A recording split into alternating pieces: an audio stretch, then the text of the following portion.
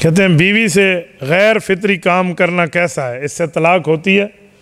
तो बीवी से लिवातत और इस तरह के काम करने को अगर आप जायज़ समझ के करते हैं तो पक्का ठक्का आपका ईमान भी फारेगा और निकाह भी फारेगा, बीवी आपसे फारे। और अगर आप गुनाह समझ के करते हैं तो लानत आप पर फिर भी है, अगरचे निकाह नहीं टूटेगा, लानत फिर भी है। अव यफ़अलुहु मुस्लिमुन, मुसलमान यह काम नहीं कर सकता, इससे बचें। कह रहे हक महर से पहले अगर बीवी के पास एक बंदा चला गया तो क्या है, ठीक है, हक महर आपने अदा नहीं किया, आप अपने घर वालों के पास चले गए हैं तो आपका जाना जायज़ है, लेकिन हक महर की अदायगी आप पर लाजिम है। जैसे आपके पास पैसे हों वसअत के, आप हक महर अदा कर दें, इससे आपका बीवी के पास जाना मना नहीं है।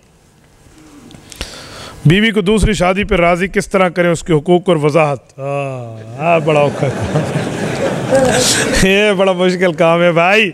हक महर के पैसे तेरे पास है नहीं तो दूसरी शादी करने के चक्कर में हाँ जी लो, यही बंदा जो कहते हैं हक महर के पैसे नहीं है, अब ये दूसरी भी कर रहा है, तो जो तू पहली के हक अदा नहीं कर सकता दूसरी कहाँ से आएगी। और दूसरी बात कि बीवी को दूसरी शादी पर राज़ी क्यों करते हैं? दूसरी शादी के लिए बीवी की इजाज़त ज़रूरी नहीं है, बीवी को एतमाद में लेना ज़रूरी है। दूसरी शादी की इजाज़त तो अल्लाह ने दी है, बीवी की इजाज़त ज़रूरी नहीं है, एतमाद में लें। ये ना हो कि भाग जाए। एतमाद में लेने का माना यह कि आप उसके सब हुकूक अदा करें, बिल्कुल आपको दूसरी शादी की कोई पाबंदी नहीं है। लेकिन जो औरतें इजाज़त नहीं देती ना, उसकी बुनियाद ये होती है कि वो ये समझती हैं कि मेरे साथ खड़ूस और कंजूस है तो पता नहीं दूसरी आ गई तो क्या करेगा मेरे साथ, वो इसीलिए करें।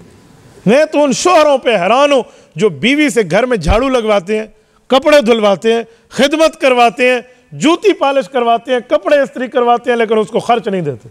जब ज़रूरत हो मुझसे मांग लेना, ये कोई बात है भाई? आप उसको उसका खर्च दिया करो ना। तो इस तरह के मामलात होते हैं ना, फिर बीवियाँ इजाज़तें नहीं देती। अगर आप अपनी बीवी के साथ 100% ठीक बिहेवियर रखें, उसके हुकूक अदा करें, अल्लाह का भी हक न खाएं, तो बिल्कुल कोई मना नहीं है, ठीक है, नेक बन करें। लेकिन इस पर भी थोड़ा ख्याल। वो कहते हैं ना कि बीवी ने फ़ोन किया ना खावंद को, कहाँ हो?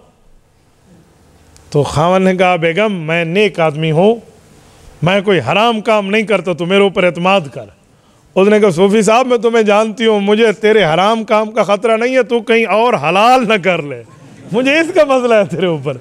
तो भाई इसको आप ज़रा देख लें, आप मामला सामने रखें, तो अगर आप दोनों के हुकूक 100% अदा कर सकते हैं तो फिर आप दूसरी करें, वरना आप किसी की बच्ची को बर्बाद ना करें, उसकी ज़िंदगी यूँ ना तख्ते मश्क न बना।